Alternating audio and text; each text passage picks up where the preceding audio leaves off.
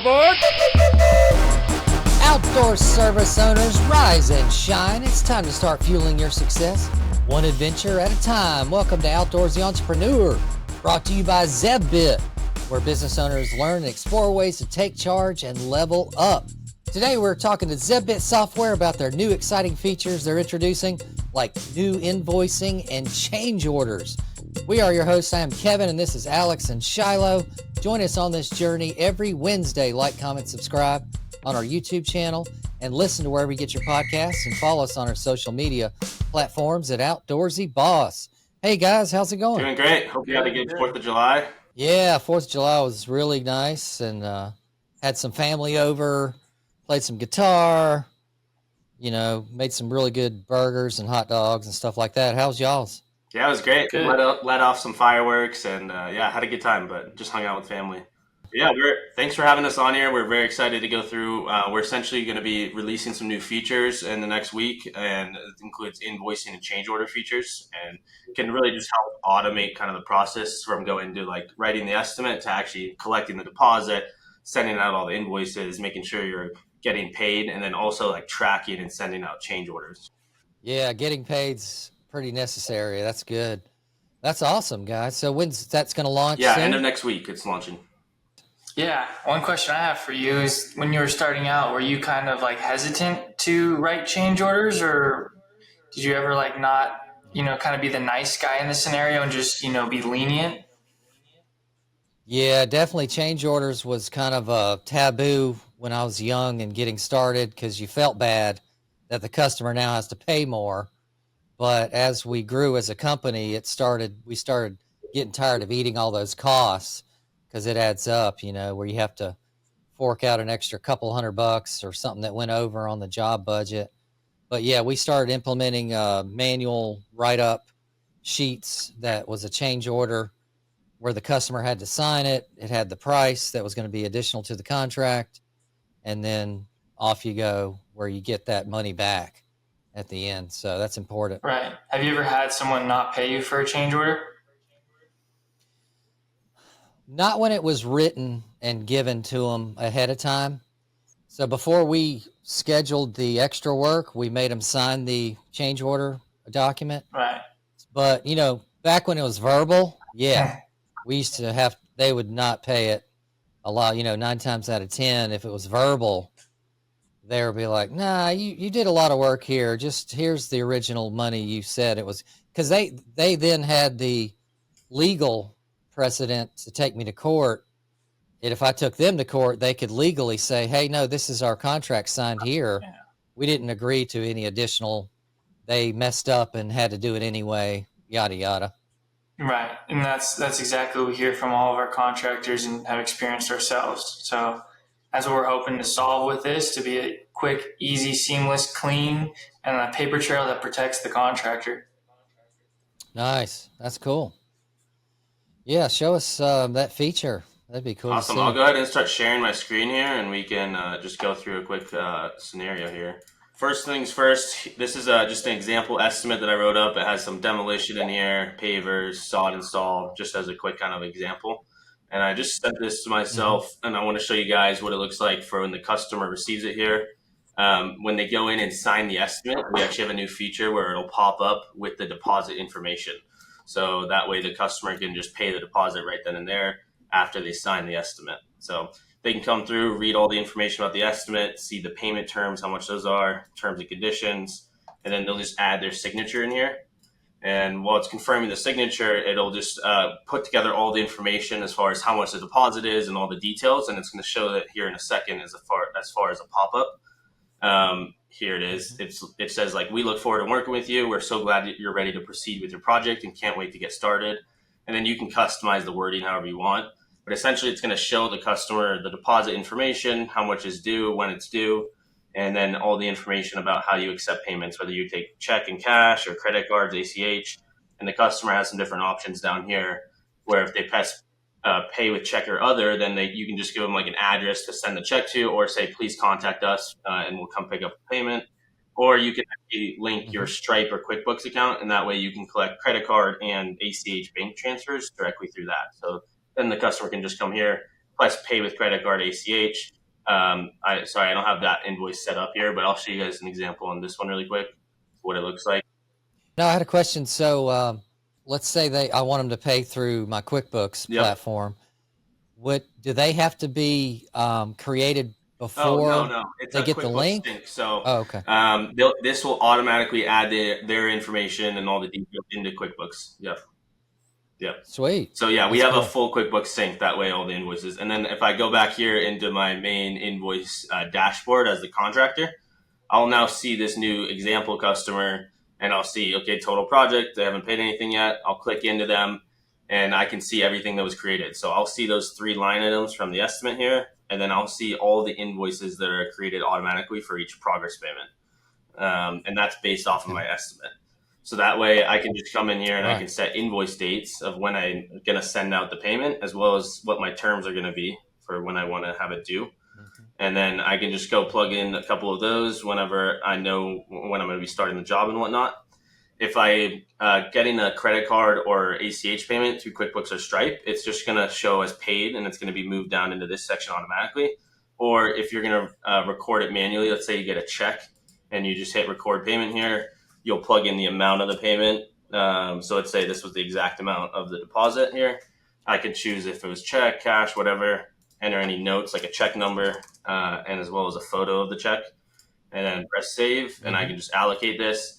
And that way that'll move it down into this paid section. So I can keep track of all the payments I'm receiving, where it was applied, which ones are paid, which ones are still due, that kind of stuff. Yeah, and so you want them to run payments through your software, Zevbit, first, and then it communicates everything. Correct. Yeah. So they can record payments through here, or if they get a credit card or ACH payment, that'll be automatic. But yeah, they'll do it here, and then that'll sync over into QuickBooks. Exactly. Nice. Yep. Okay. And then from there, they can it'll automatically mark as due, and you can also set it up to automatically send out the invoices to the customer based on the dates you set up, as well as like reminders. And if the invoice turns to overdue, they'll get another reminder, that kind of stuff. But basically, let's say I'm ready to start the project and I want to send out this invoice. I can just come over here, view and send the invoice, and this is what the invoice will look like. So it'll have a cover photo, logo, and then this is what the invoice will look like. So it'll have the description, the amount, all the details, if anything's been paid yet, and then you can set up all your invoice notes on whatever details you want on there.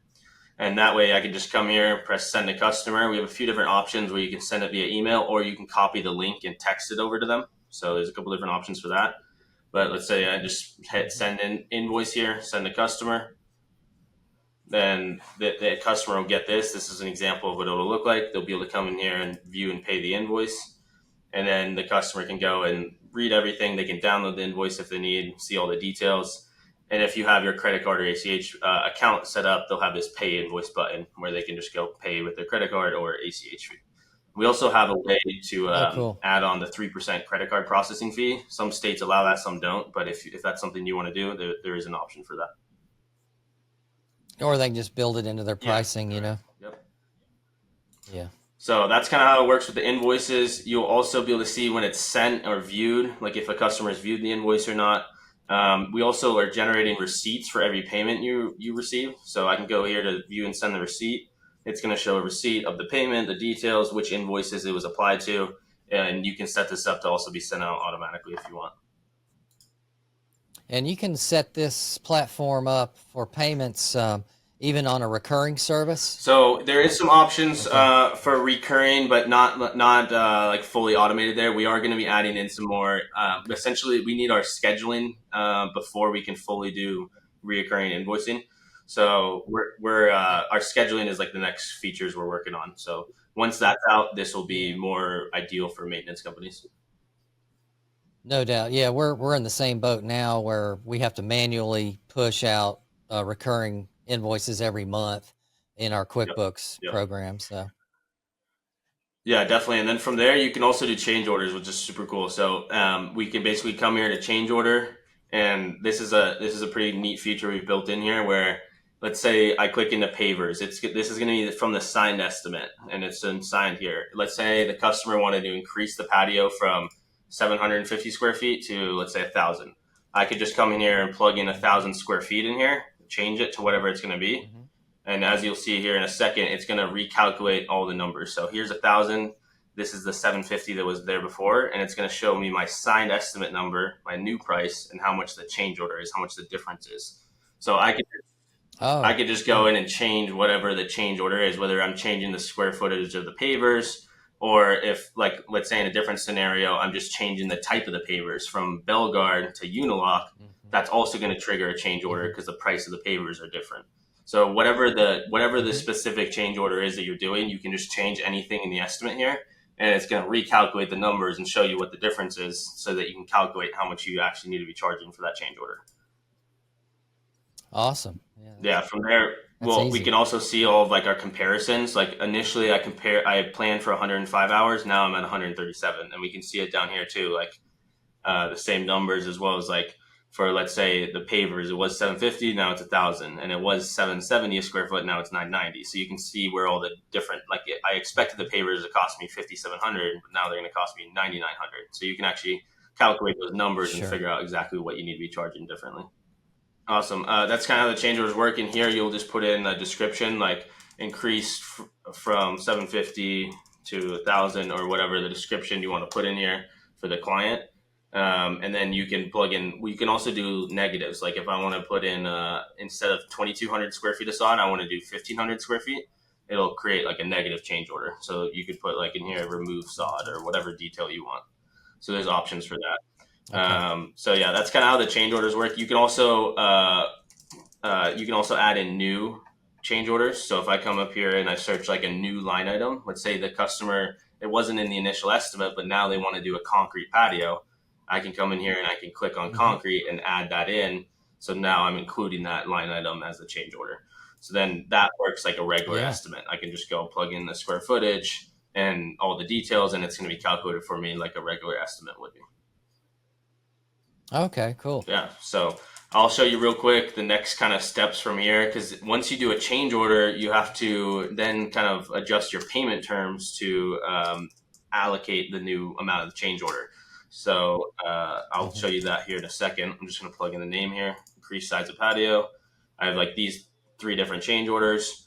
Over here on the right side, I can view like my total project went from 29,000 to 40,000. So it's a $10,500 change order. I can see where all my costs and profit margins are lining up, and I can make sure everything looks good. And then I can come here and I can send the change order. I can also save it as a draft if I want to come back to it, or I can internally confirm it for like a small change order that you don't need to have the customer sign. Then you can just confirm it.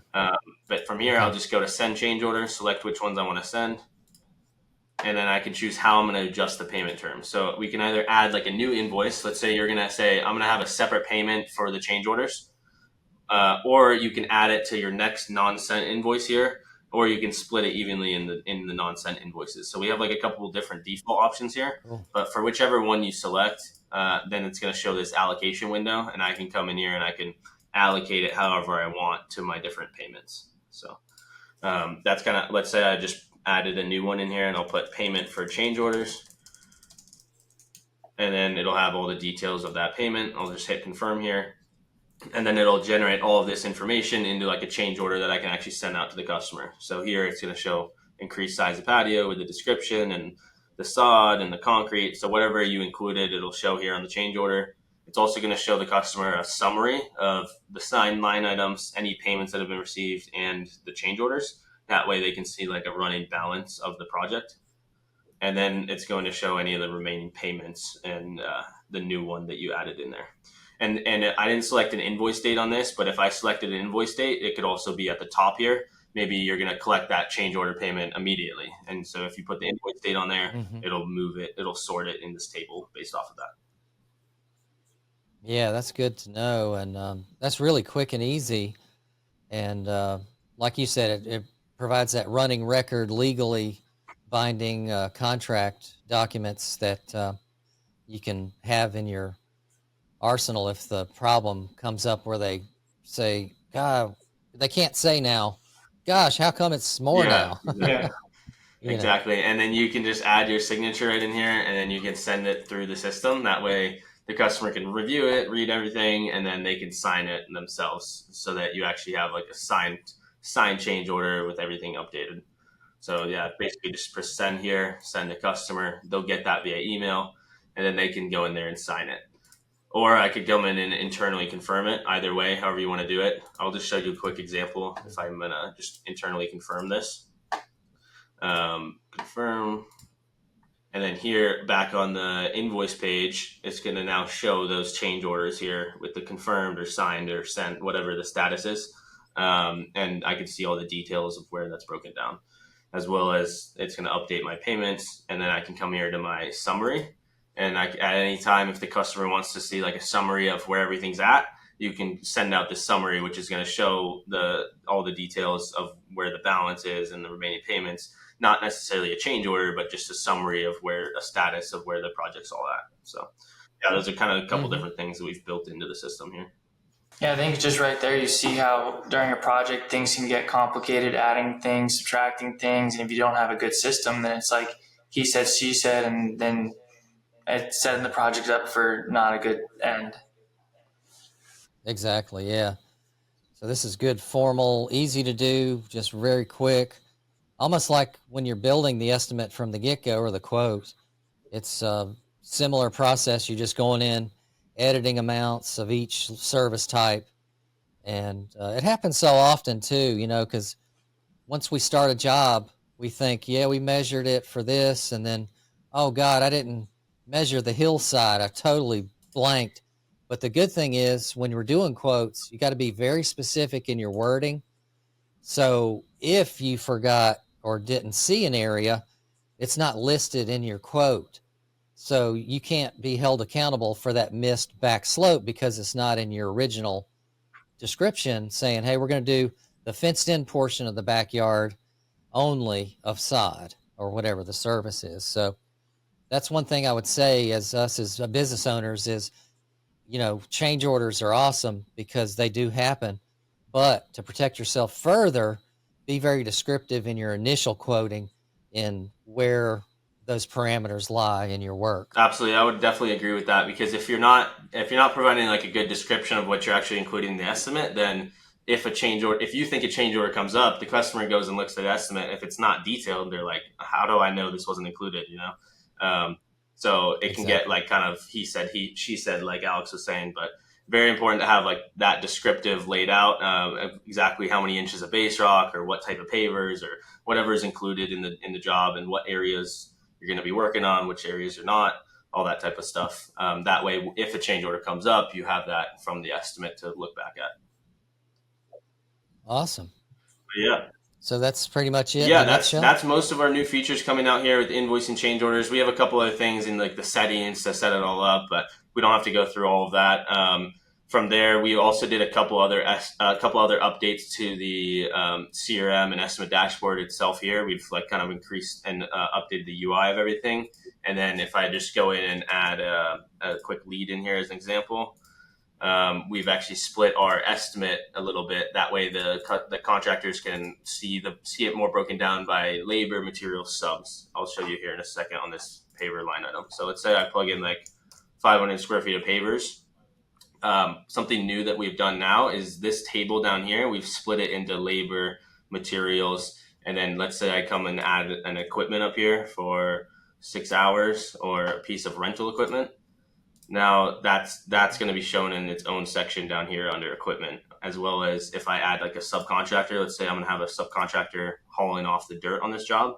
If I select that in, now it's going to show like a separate section for the sub. So this will just keep it all a little bit more organized. Before, this was all in one list, but now it's kind of separated into the different things just so you can keep it organized and make sure everything's accounted for. So that's cool. But yeah, that's some exciting updates we got here.